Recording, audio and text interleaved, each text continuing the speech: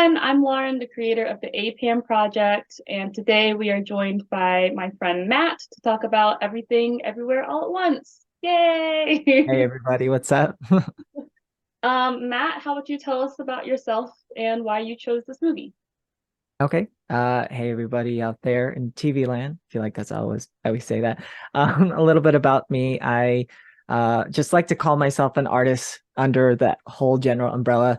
I started out in dance and then I pivoted into stunts and then now I've just been focusing on acting. So yeah, just artist in general. And how why I picked this movie was I just remember seeing it the first time in the theater and walking away from it and feeling like wow, like I didn't know I needed that movie. So there was just so much to talk about. And I remember like reading forums and looking up reviews, just trying to see what people thought about it. So Mhm. I thought it'd be good to talk about it with you. Yeah, it's definitely a historical movie. It's, I think, the most awarded movie of like all time. Yeah. And it won like more than half of its Oscar nominations this year, including Best Picture.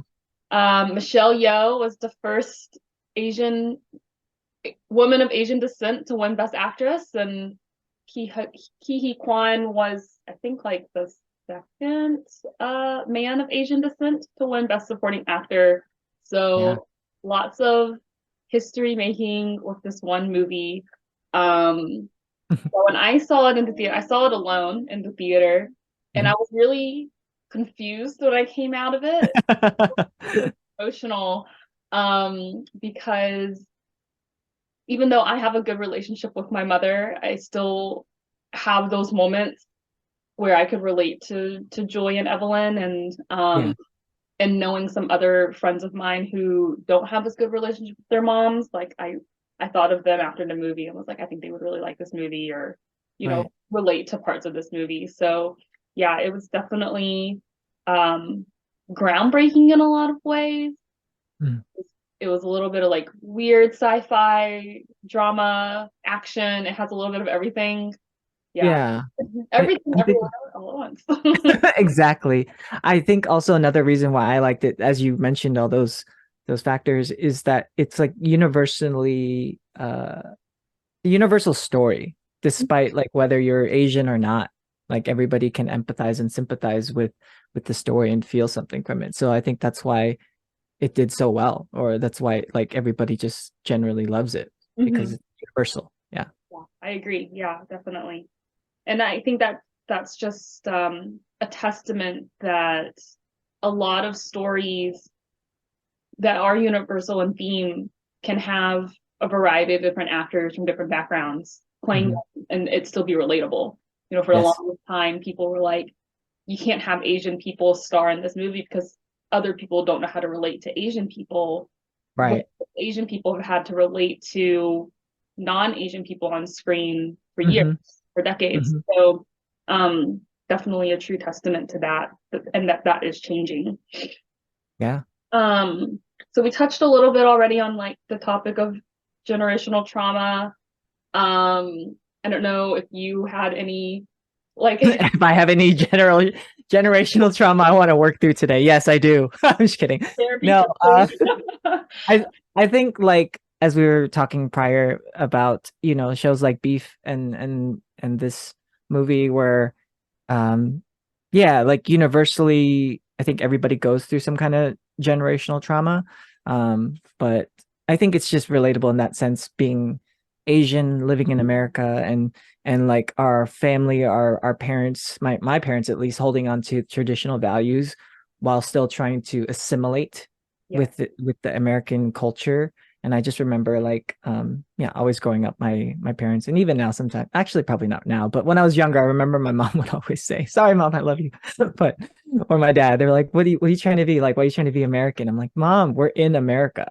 Like Right. that's always the thing that they would say to me, like, why are you trying to be American and stuff? I was like, Yeah, we're here. exactly. Yeah. Were you born in America? Yeah. I was Okay. born Yeah. in So I you was born in Orange County. I So was like born in Tennessee, so yeah, yeah, yeah. Well, you said you're in Tennessee, right? You yeah, were born in exactly. Tennessee? So we also Wow. have Yeah. that Southern culture to also kind of have to to assimilate with. Yeah. That's Which tough. That's even like way more conservative out there. Oh yeah, yeah. Memphis is 60% African American. Mm, And I just found out this year that it's like 2% Asian American. So I actually just wrote this in my blog post for Exo Kitty, but mm, how in cities like Memphis, I'm considered very Asian. Like I might be mm. one of 10 Asian people that they know or encounter. I don't know. And Wow. um when I go, but like the aunties and like the older generation who are here, they're kind of like, oh, she doesn't speak Chinese, like Mm, she's so Americanized. mm, And then when you go to like more Asian populated cities, they're like, oh, she's like really Southern, or she is like super Americanized because mm. maybe some of them like just immigrated to the States and they still have those ties to their like native country. Um, Right. they haven't quite assimilated yet. So it is an interesting kind of like gray area um, Mhm. to be in. But yeah, I think a lot of immigrants assimilate to survive.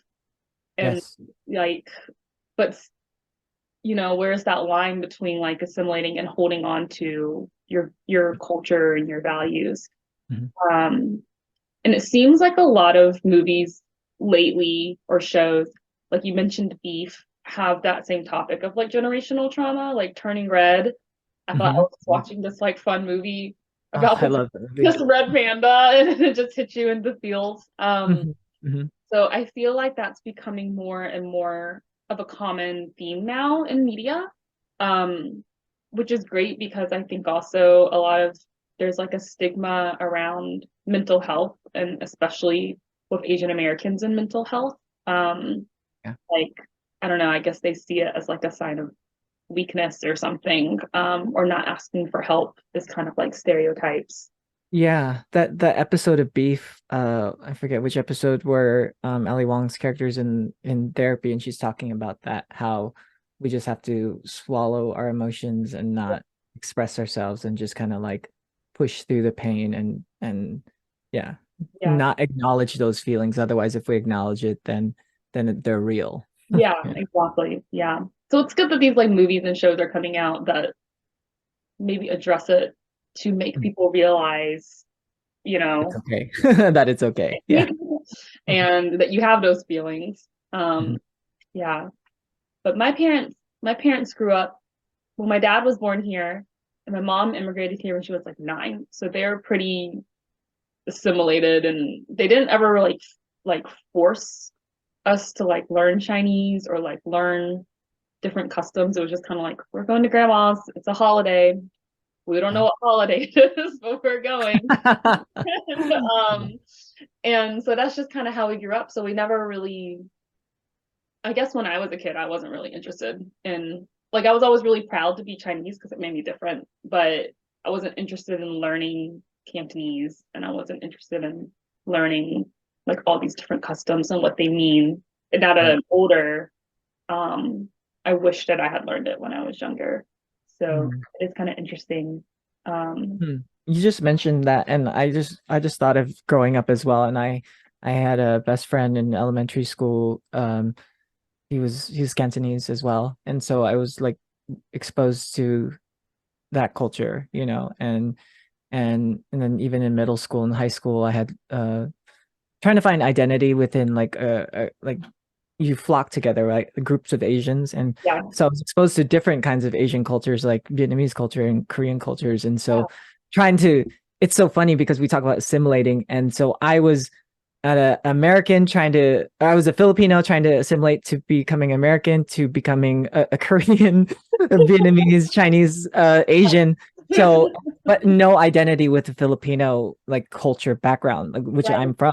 So, because I was like one of like three in my Mhm. school, like, but Yeah, otherwise, we had a lot of Asians in our school, thankfully, to like just feel comfortable with. But yeah. Anyways, that just brought me to the point that yeah, that I was glad to be exposed to that at a younger age, when I think that like a lot of my maybe like white friends would come to my house and be like, "What is this? What's that smell? Why do you take off your shoes?" And Right. all Yeah. those things, you know. So I was like comfortable with the friend groups that I had because I didn't have to worry about that identity. Exactly. Yeah. There is that comfort in knowing that you don't have to explain yourself Hmm. to these people, to these friends. Hmm. I had a lot of Japanese friends in middle school, and I was always so curious to learn about their culture because it's something new. And I think I've always been really interested in learning about other people's cultures. But then in the process of learning about Japanese culture, I think I wasn't learning Chinese culture because I think I just Yeah, yeah, we want to learn about other people's and not our own. Yes. Or we want to become that culture and not even exactly, our. yeah, yeah, it's something new. But yeah, we used to go to like Japanese festival and they would teach me how to like fold origami and things like that. And yeah, it is interesting how, like you said, you flock together just because you have that Asian like common characteristic, but Yes. there's nuances in between that make it Yes. Lots of nuances. yeah. Yeah. Agreed. So you said Sorry. you were born here. Are your parents were your parents also born here or are they immigrants? They immigrated here. Mhm. Um, and so I remember asking the story of how my family got here. And I just remember like, you know, when people tell you the story, you just get the highlights or the moments that make you like attached to it, right? And so I just remember that my parents were met in the Middle East, and my dad was an airline mechanic, and he still is. And so he was like fixing planes out there in the Middle East, and my mom was in this she was going to school in the Middle East, and then they met, and then they got together, and then they came out here. They immigrated here, and then um I think we were talking about prior to this, I think we were just talking about how like how they assimilated. Mhm. And so yeah, they're first generation. Well, no, I guess technically I'm first, right? Is it first generation when you're born here? I think so. I We'll just say that first generation means you're born you were here, born right? Or here. you could say, or you could say that first generation is the first generation to be here, right? So, but yeah, so like my coming from their like very studious background and really like technical careers, like my dad, yeah, to make it out here and survive. I remember they told me that like they worked at a golf shop, and Oh, my dad my dad worked at a golf shop like selling and like fixing like golf clubs and things. And I was mhm. like, wow, I didn't even know that. I was like, how long have I been your son? And I just learned this now. Right, I right. think I just never asked. I never asked, right? And so they told me all these things. So Mhm. yeah. Yeah, So exactly. I think that's something really important too, especially as I've gotten older, is like to ask these mhm. questions and to learn more about the history because like I would want my future generation to also know that history as well. And Yeah. if I don't know it, then nobody else is gonna know it after Yeah. me. That's that's like literally what traditions and stories and everything is, right? It's passed down. If Mhm. nobody passes that down, then that story or that history just dies with that person. Lost. Yeah. Evelyn and Waymond are they work a laundromat. They own a laundromat. Yep. Um, and I like that in the movie they explore all these different versions of Evelyn. Like in one multiverse, Yeah. she is the one who discovered the multiverse, and another she's like this very successful actress. She works as a chef, all these different things. Um, and we don't really know what they did before they immigrated to America. Mhm. But like you said, like your dad was like a plane mechanic. Did he have to when he came to America, did he have to like get recertified and I learn all think so. To my knowledge and to what he told me was that like I think he came here to get more training and Mhm.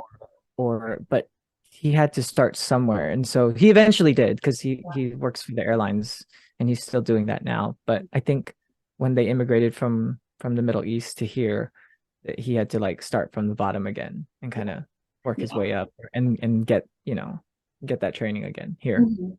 Yeah. My grandfather on my mom's side was an electrician in Hong Kong.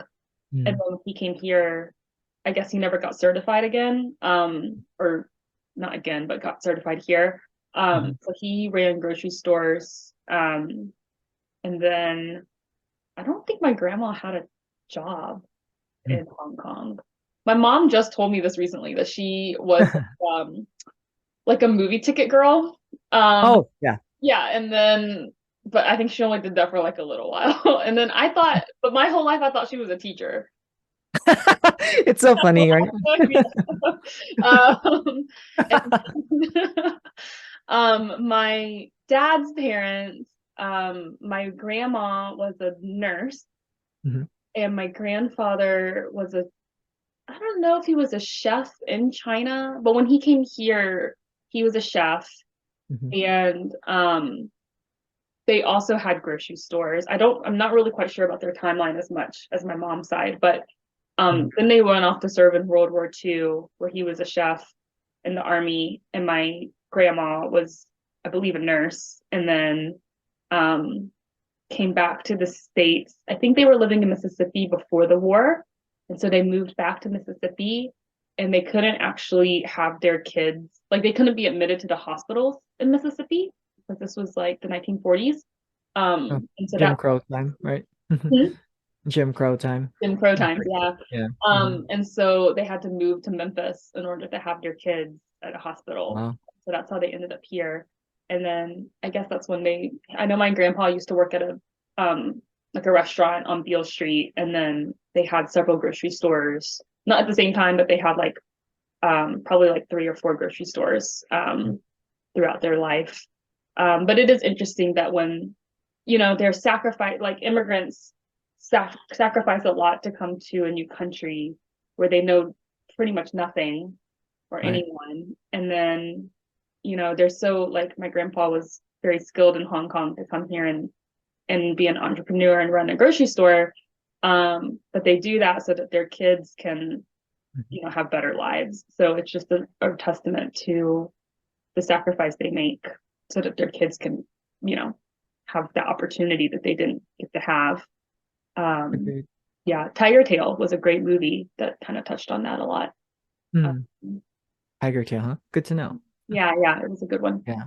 Um, Um, you just reminded me, you were talking about Evelyn and her different journeys and her different realities that she had, right? And and as you told me about your grandpa and how he pivoted, and I gotta mention my mom. Like I forget that my mom, like when she came here too with my dad, like while they had me and everything, um, that she pivoted through so many careers, different careers in her life, where she's finally just stayed as a nurse for the last, I don't know, at least 15, 20 years now. But I remember she worked at like a back when computers were still like, I don't know, new, when they were making the chips, the silicon, like literally she worked at like a place called Silicon Systems or something, and it was the company, and she did that. So she was like help like quality control for like manufacturing chips for computers, like early computers. And then she pivoted and then she worked real estate, like she was, or not real estate, sorry, like financing, like loan, like she yeah. worked in the office doing that, and then she pivoted to her career as a nurse. So she's done a lot. So I really thought of my mom when you mentioned Evelyn and her different Mhm. realities. Yeah, So yeah. And I think for Joy, I think it's not lost on her that her parents sacrificed a lot for her. We also don't know in the movie what Joy does, we just know that they're very have a strained relationship, but I don't think it's lost on her that her parents, did that. Um, I think she, is just longing for the acceptance of her mother.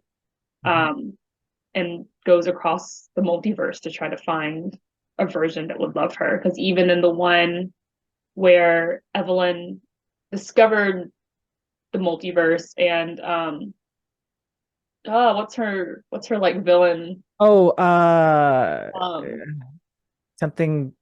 Oh my gosh, I don't even want to say it wrong. Something.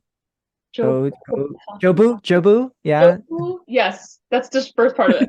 Jobu. yeah, Jobu. Jobu was like the brightest one who could jump jump the universes, and so like even that Evelyn pushed her too far and created Jobu. Um, Mhm. so I guess in a way you could say the pressure that Evelyn maybe put on Joy is what, it is what caused Joy to feel like she can't connect with her mother. Um, Yeah. and yeah, I think it's just such an interesting metaphor to the generational trauma, like her looking for acceptance and this love from her mom, and to put that into a multiverse kind of storyline is just really Yeah. unique and really cool. So in the movie, in order to verse jump, there are these things that they have to do that are kind of I'm weird already or thinking like how ridiculous it was. statistically like improbable to happen or something. Yeah. Um, and but in a weird way, like the Daniels and all of their interviews and stuff, they seem kind of quirky. And they embrace their kind of weirdness. And I think they're super aware that their film is not, conventional. Um, Mm. but in a way, like when like Evelyn has to embrace this weirdness, it Mhm. unlocks a greatness where she can like do martial arts, or she can like flip the pizza sign or whatever it may be. She's Yeah. skilled because she did something kind of obscure. Mhm. Are there any kind of skills or talents you have that maybe other people deem are weird, but you think, make you great and make you who you are? Hmm. A weird talent of mine that helps me make me great. Um, like I think like my affinity for like geeky things like comics and toys and collectibles and all those things that like my artist friends in life most people don't really know about. And especially I kind of like live this dual purpose life where or dual life where in during the day and all this stuff or vice versa. It could be either way, right? I'm an artist and I work in the industry and then the other side of it is like I like sell and collect and geek out and as a business owner selling these toys, which on that end those people don't know that side about me. And Mhm. so like uh that that they kind of go hand in hand where like my geekiness and my uh yeah, just the geekiness stuff that I like about that kind of like everybody's a collector of something. Right. And so I feel like that kind of activates uh my greatness just to be like unapologetically a kid again, because I think in that sense like when I think about like my toys and collectibles and all these things like it keeps me young, and I think that's what keeps me youthful in my life. So I think that activates that part of me that I consider is great. I agree. What about you? Well, I think to people who don't know me very well, I seem very reserved. Like what you were saying about like your kind of geeky side. Like I think a lot of people don't know that I'm really geeky too, and like I'm into, I like see Baymax, I see the Flareon. exactly Or what's going on. um, yeah. I'm into, the sci-fi, the fantasy, anime and stuff like that. So, I think once people find that out about me though, because Mhm. I used to be really, because I go to Comic-Con, and that's how actually Matt and I met. We met at a Comic-Con. But Weird. when I go to Comic-Con, I try not to tell a lot of people, like, they're like, "Oh, you're going on vacation. Where are you going?" And I'm like, "Oh, I'm going to like San Diego." And they're like, "Oh, why?" And I was like, "Oh, I'm going to Comic-Con, which is, like the biggest place for nerds and geeks and enthusiasts." And they all think it's really cool, or they Mhm. tell me like they've always wanted to go, or I find out that they have gone for years, just like I have. And Mhm. it's kind of nice that when you unlock that weirdness, I guess, it brings you closer to other people. And Yes. um, I have met a lot of people through Comic Con, a lot of friends. Um, like one I play like Catan with like once a month, and like we text all the time. Just the people you meet in like lines and stuff. Mhm. But also just the people who I was already friends with now feel like they can talk to me about, did you watch the new episode of this, or did you watch that new anime Mm, or whatever? So yeah. it opens up this new part of our relationships that wasn't there before. So I guess ours are the same, the kind of geeky. Yeah. Yeah.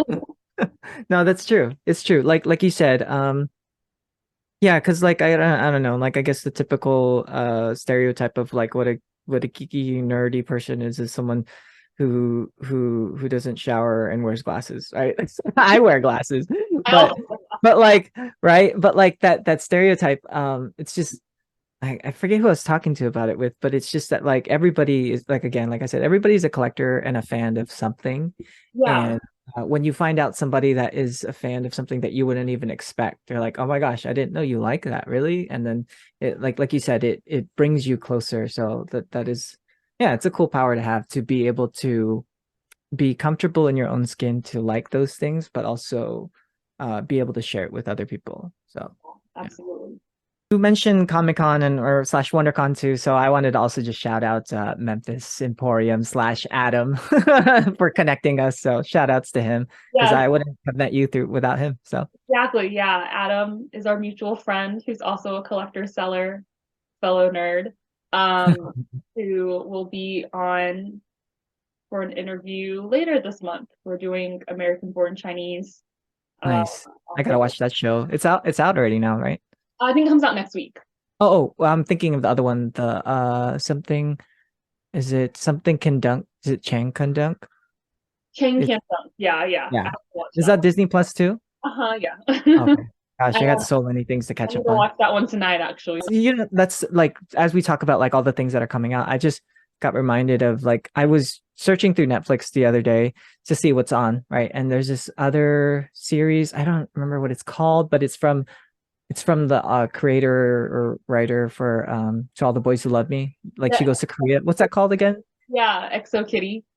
Exo Kitty. Yeah. So just to see that like that we're seeing more Asian representation on TV, whether if it's like cheesy or corny, like I think any representation as we talked about it has like um about like being able to relate to these stories and see past the color or see past the culture that like you said, we grew up on American stories, mainly white people, white American people on TV, and we could still relate to them in their journey and their story because the struggle is universal. It just doesn't matter who's playing the role. It's like the story. If we like focus on the core of like what it means to be human and these stories, then you don't notice what ethnicity or background they are. Yeah, exactly, exactly. And like you were saying that there's just so much more content now. I hate to keep using Crazy Rich Asians as like this like marker in time, but Mhm. truly like everything before Crazy Rich Asians, it was so scarce or it was Yes. stereotyped. And then after Crazy Rich Asians, we just saw this huge flood. I mean, it really was a catalyst for so Mhm. many great stories, so many movies, and now it's like you can't keep up. Like now, when I make these lists for the APAM project, I have all this overflow of projects that don't make the cut because there's so many now. Yeah. Whereas when I was first doing it the first year, it was kind of a struggle to piece together.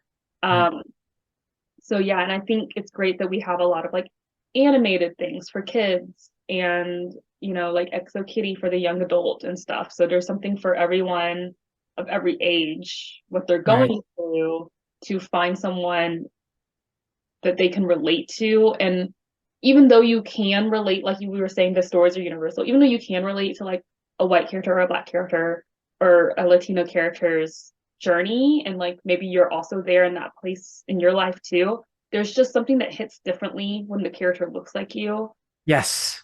where it Mhm. it, it validates your feelings Mhm. and it gives you, if there's like an Asian president or something, like it gives you hope that, we'll have an Asian president or I could be an Asian president or something like that. Yeah. So, Agreed. yeah, Agreed. you have to see it to think that it's possible to achieve. Yeah. When you were growing up, did you have like a favorite Disney prince or princess that, but then like everybody was like, no, your favorite has to be like Shang from Mulan or something. I honestly, I didn't really have a Disney character. Well, I mean, now that I guess they are Disney now. There wasn't like a specific cartoon character, but I do remember that my hero, and it's like for Filipino representation on screen, and he's been like the hero for a lot of us, like especially like like our generation, like our age generation. Dante Bosco, like Rufio from Hook. You know, he was I was like, oh my gosh, or what's his name? Ernie Reyes Jr. from Ninja Turtles, Yeah, Kino. yeah, He like I was like that was the first time I saw Filipinos on the screen, and then I remember there was no Google yet, or like there was Yahoo whatever, but like you could like type it in. I'm like, it's so and so Filipino, and they're like Ernie Reyes Jr. That guy's Filipino. I think he's Filipino. Dante Bosco. Like I was like 99% sure that they were Filipino, but I wasn't sure. But right, regardless, like it was seeing them and seeing them on screen, really inspired me. Like, not to say that it made me like want to become an actor, but I was like, oh, it's possible, And so that's what we talk about representation is just like, it's the possibility is there. There's no like, oh, I could never be that. So those guys were my heroes growing up, and they still are. But that's why I'm pushing as an artist to open the doors or like go through those doors and just be that inspiration for somebody else that's yeah, to go through this journey as well. exactly, yeah, yeah. I feel the same when I'm working really hard and asking myself at my desk, like, why am I doing this? Why am I here? I literally Yeah. tell myself that it's to No, you're doing great work. oh, thank I commend you. you. Yeah, to like you said, to go through those doors so that other people know that it's possible. Mhm. For me, that was Jennifer Yun Nelson, whose Mm. work I had not seen when I heard her name, but she was like the highest grossing female director before Patty Jenkins for Wonder Woman. And I was like, Mm. this person. And she was the highest grossing director because of Kung Fu Panda 2. And Mm. I was like, oh, she's Chinese like me and she's a woman. And, I feel like a lot of directors, if you don't keep track of like the film industry, you don't really know what a lot of directors look like. And so, Right, right. first director I saw that looked like me and that showed me like it's possible and she's like breaking these records. And my very first job, like long-term job in the industry, I was an assistant to an Academy Award director who was Chinese American, and so that was just a really cool experience too. So Nice. they're definitely out there, and now there's more cropping up and stuff like that. So um, Yeah, yeah, definitely inspirational for sure. agreed. So, Matt, for this month, we're doing AAPI small business shout outs. We shouted out to Memphis Emporium. Do you have anybody else you want to give a shout out to? Yeah, I want to shout out the Waddle Bakes. So Josephine Sun, she is a local baker here in Orange County, and so she doesn't ship out state yet. Someday, maybe, hopefully, but for anybody that is an Orange County person, California person, yeah, shout outs to her. She makes amazing cakes and bakes. So Does she have a brick and mortar or is it like you go pick it no, up? she's mainly online, like Okay, online cool. orders. So Yeah, yeah. nice. Mhm. All right, well, Yeah. definitely go give her a follow and Yeah. out. Next time I'm in California, I'll go. Yeah, let me know so we can get you some orders. Yeah, definitely. All right. Well, thanks, Matt, for joining us. Don't forget all the likes on Instagram this month. We're matching in donations to Peak and Asian Pacific Fund. So you have until May 31st to go and like all of the Instagram posts. That could Yeah, be do that. $21 Mhm. total. So Yeah. get to follow Jubilant. All right, cool. All Yeah, follow Jubilant. right.